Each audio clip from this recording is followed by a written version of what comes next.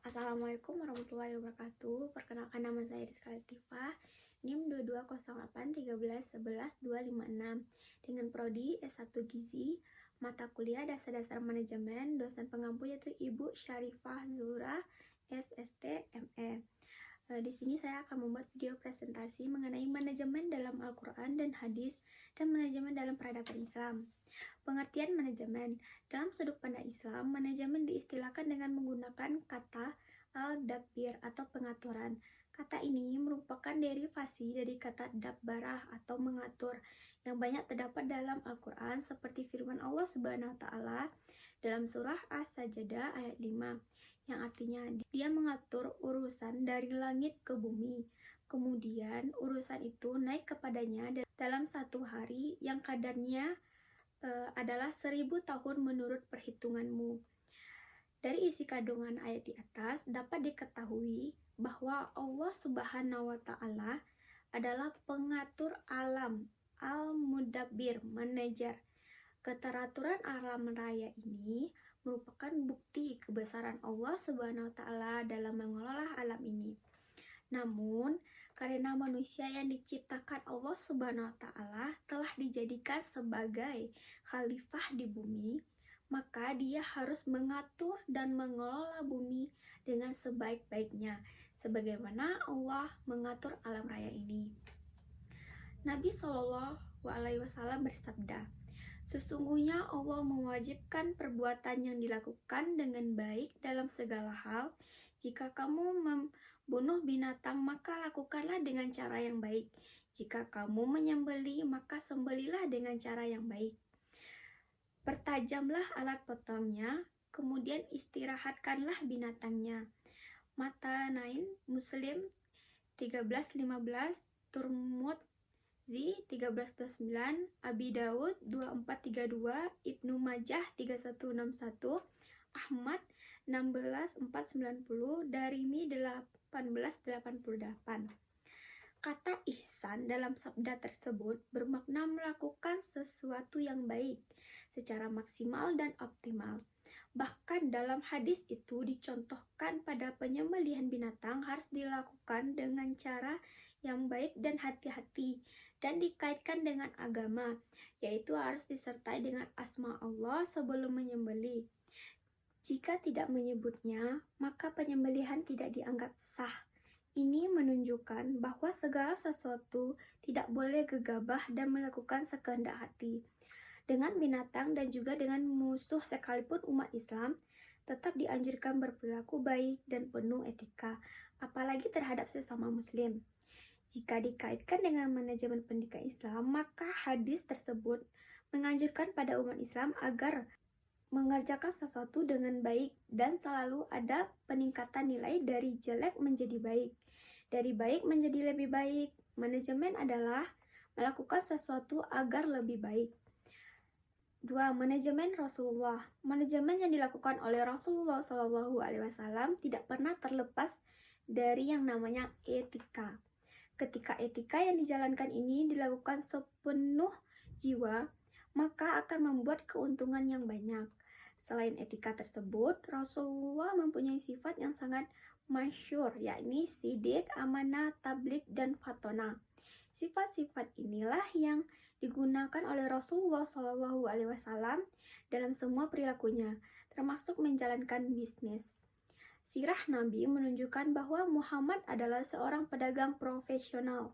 Beliau memiliki reputasi yang tinggi sebagai seorang pebisnis. Dalam menjalankan bisnisnya, Rasulullah tidak pernah bekerja sendiri. Akan tetapi, beliau juga mengelola sebuah organisasi. Rasulullah pun bersabda tentang pentingnya organisasi melalui hadis yang diriwayatkan oleh Abu Daud. Ketika 3 orang atau lebih pergi dalam satu perjalanan atau bisnis, pilih seorang pemimpin di antara kamu. Hadis tersebut memiliki arti yang tersirat bahwa setiap orang atau sekumpulan orang yang hendak berpergian hendaknya memilih seorang pemimpin. Rasulullah SAW mengajarkan peranan 4P dalam pengolahan organisasi. Yang pertama itu perencanaan. Perencanaan berguna untuk menetapkan tujuan yang jelas Sebelum melaksanakan hijrah, Rasulullah dibantu sahabatnya untuk merumuskan rencana perjalanan ke Madinah dengan rapi, termasuk memikirkan cara-cara yang perlu dilakukan kalau ada perlawanan dari kaum Quraisy. Berikut beberapa strategi yang dirumuskan Nabi bersama sahabatnya. Yang pertama itu melaksanakan hijrah dilakukan pada waktu malam hari. Yang kedua, hijrah melewati jalan alternatif. Yang ketiga, saat berhijrah, para sahabat tidak membawa harta benda yang akan menimbulkan kegaduhan dan kecurigaan penduduk Mekah. Yang keempat, sebelum berangkat, harus dipastikan terlebih dahulu bahwa penduduk Madinah bersedia menerima para sahabat sebagaimana yang mereka nyatakan pada perjanjian Aqabah 1 dan 2. Dalam hijrahnya Rasulullah ini dapat mengambil sebuah kesimpulan bahwa perencanaan harus dilakukan dengan matang sehingga dapat dengan tepat untuk dilakukan dan mengurangi adanya kerugian yang didapat. Yang kedua itu pembagian tugas. Dalam buku-buku sirah Rasulullah SAW dikisahkan bahwa beliau mengordinasikan dan mendelegasikan berbagai tugas kepada beberapa orang sahabat sebelum pelaksanaan hijrah. Di antaranya, Ali ditugaskan untuk tidur di kamar Rasulullah, Asma binti Abu Bakar ditugaskan untuk membawa bekal makanan saat beliau dan Abu Bakar berada di Gua Tur.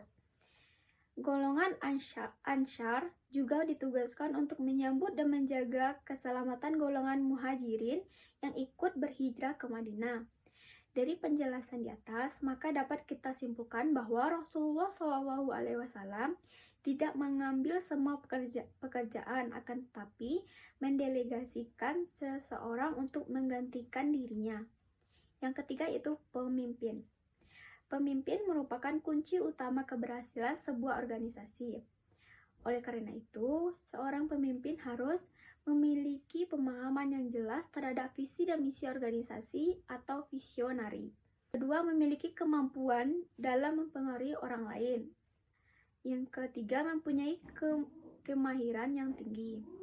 Rasulullah SAW selaku Nabi merupakan pemimpin yang paling berpengaruh bagi umat Islam, sehingga apa yang beliau lakukan dan katakan selalu diikuti oleh umat Islam.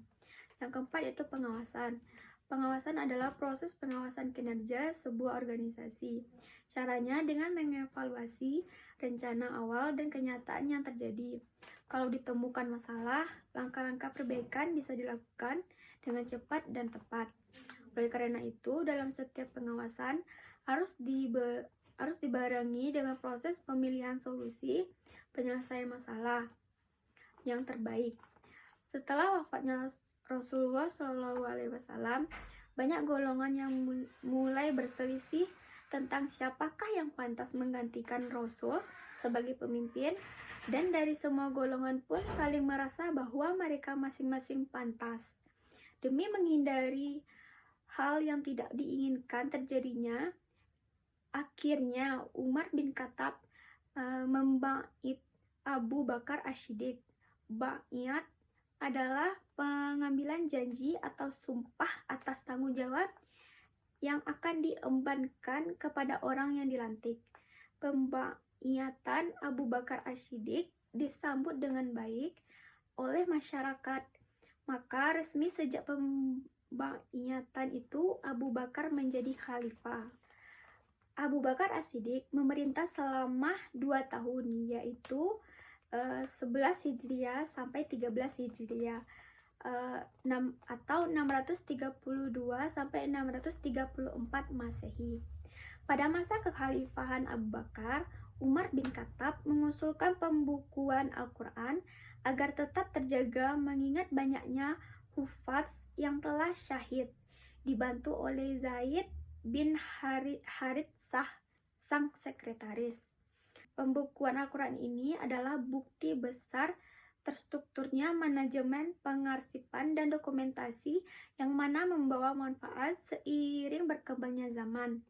Tindakan tepat khalifah membawa pencerahan umat pada masa itu hingga masa kini. Tak hanya merasakan kejayaan, kekhalifahan Abu Bakar juga diliputi konflik. Salah satunya adalah problem problem enggannya membayar zakat. Padahal Rasulullah telah diwajibkan sejak masa Rasulullah dan beliau sangat mengutamakannya. Belum berakhir di sana, dijumpai juga orang-orang murtad dari ajaran Islam. Tak ingin membiarkan orang murtad dan enggan berzakat ini menjadi penyakit masyarakat, Abu Bakar As-Siddiq pun mengambil langkah penaklukan dengan perang Riddah. Sepeninggalan Abu Bakar, kursi kekhalifahan diberikan kepada Umar bin Khattab. Dalam pemerintahannya, Umar bin Khattab menjabat selama 10 tahun atau 13 sampai 23 Hijriah atau 634 sampai 644 Masehi. 10 tahun kepemimpinan Khalifah Umar bin Khattab merupakan masa keemasan Islam dalam periode Khulafaur Rasyidin. Kekhalifahan Umar bin Khattab telah melakukan banyak ekspansi ke berbagai wilayah demi memperluas kekuasaan Islam. Islam berhasil menaklukkan Persia, Romawi, Afrika Utara, dan banyak lainnya pada masa Khalifah Umar. Pada kekhalifahan Umar juga mulai berkembang lembaga pemerintahan formal. Beliau menciptakan gebrakan baru, yaitu membuat Baitul Ma'al, di mana organisasi ini dibentuk sebagai kantor urusan zakat, kepemilikan, dan penyaluran bantuan. Khalifah Umar menetapkan struktur pemerintahan khalifah sebagai pemerintah pusat dan gubernur urusan wilayah. Harta kepemilikan khalifah dan gubernur diawasi oleh badan yudikatif dan yudikatif tidak bertanggung jawab atas eksekutif. Dengan dukungan sistem ini akan membuat sistem pengawasan menjadi adil dan transparan. Tidak didapati harta pejabat yang tidak dapat dipertanggungjawabkan perolehannya, maka harta tersebut akan diserahkan kepada Baitul Ma'al. Baitul Ma'al sebagai lembaga besar pemerintahan juga memiliki tugas untuk mencetak mata uang. Tak hanya mengembangkan manajemen politik dan ekonomi, Khalifah Umar juga membuat penanggalan hijrah. Penanggalan hijrah ini dihitung mulai saat Rasulullah berhijrah ke Madinah.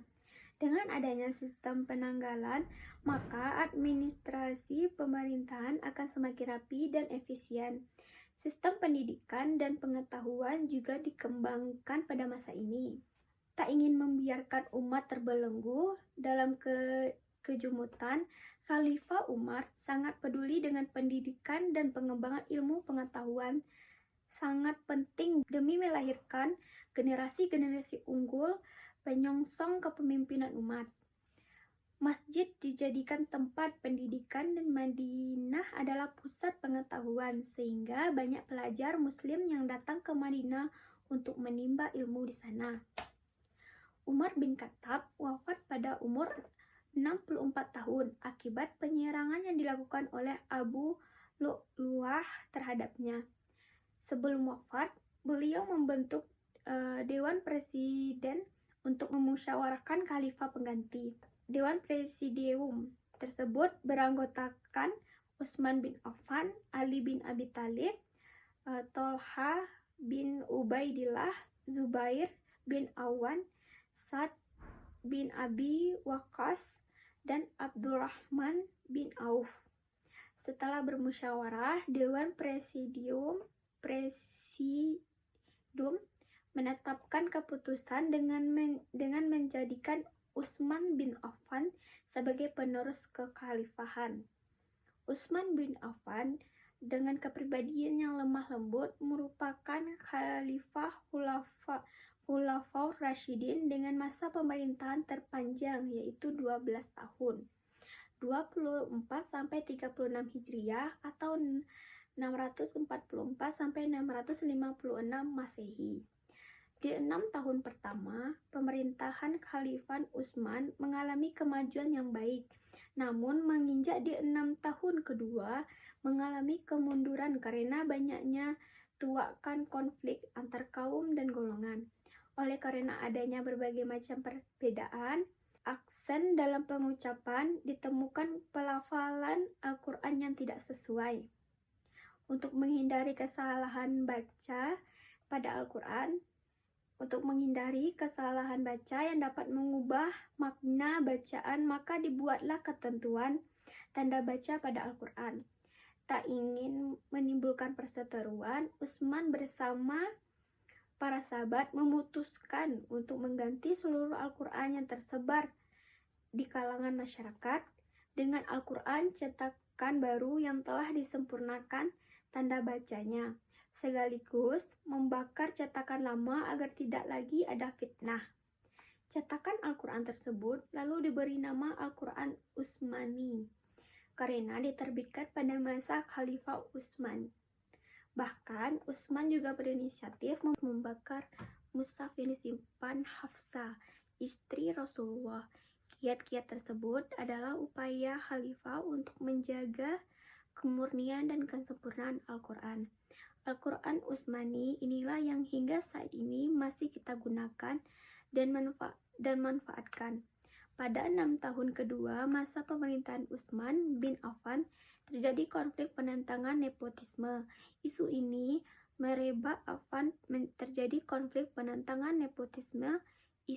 merebak luas hingga membuat perpecahan antar umat. Terbentuknya dua golongan dari konflik, yaitu pendukung Ali bin Abi Thalib dan pendukung Bani Umayyah.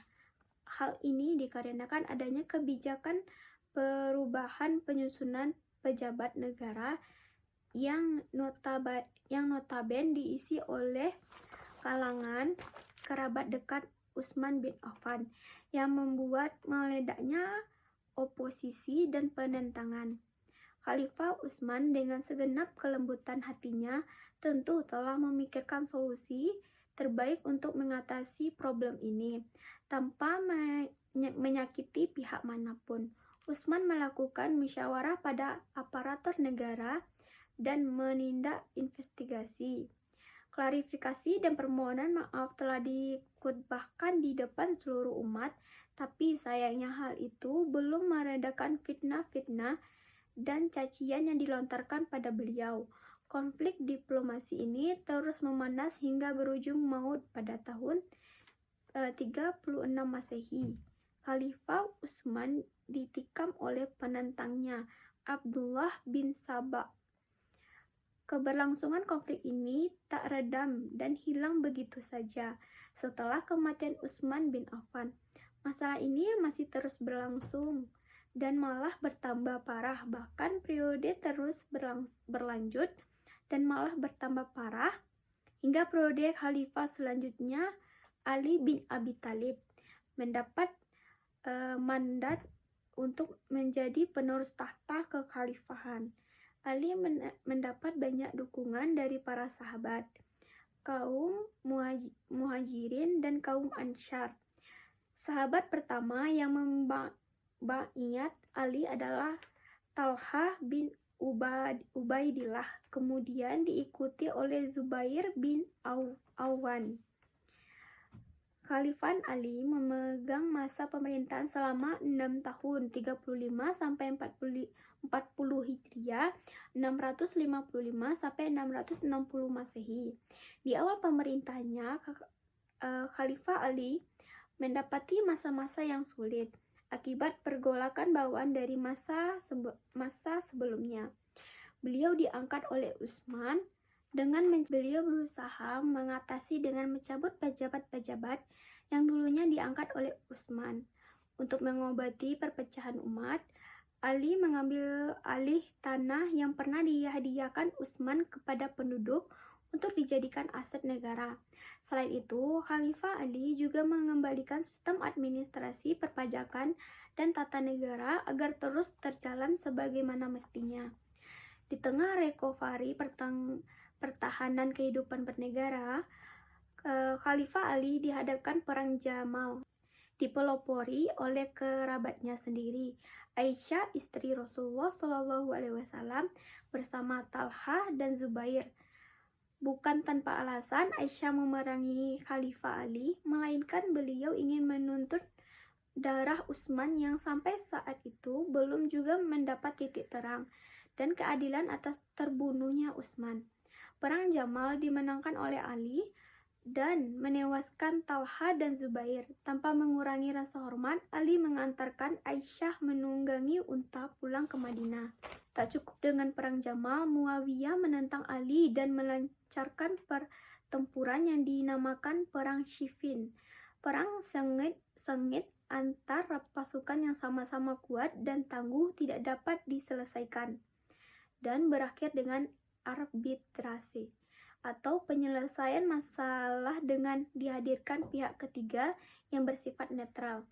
Namun ternyata malah menjadi pembentuk golongan baru.